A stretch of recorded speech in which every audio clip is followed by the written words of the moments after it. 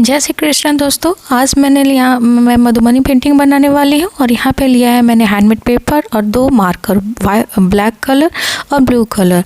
ये white board marker है, आप एक्रिलिक मार्कर ले सकते हैं और यह परमानेंट मार्कर हमें यहाँ पे लेना है। और इस तरीके से मैं यहाँ पे बॉर्डर बना रही हूँ ब्लैक कलर से।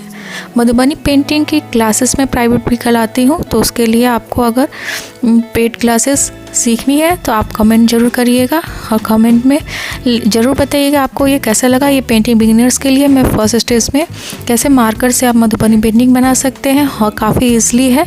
यहाँ पे मैंने छोटा सा पेपर लिया है, हैंडमेड पेपर।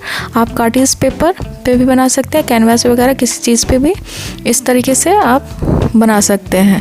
ये मैं बॉर्डर इसलिए बना रही हूँ ताकि बॉर्डर बनाने से पेंटिंग और अट्रैक्टिव लगेगी और एक फ्रेम वाला लुक आएगा।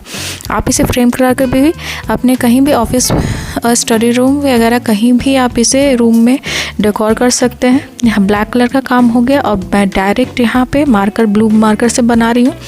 आप पेंसिल से भी स्केच करके बना सकते हैं। और यहाँ पे मैं मधुबनी में लेडी की फिगर, इंडियन लेडी का मैं बना रही हूँ।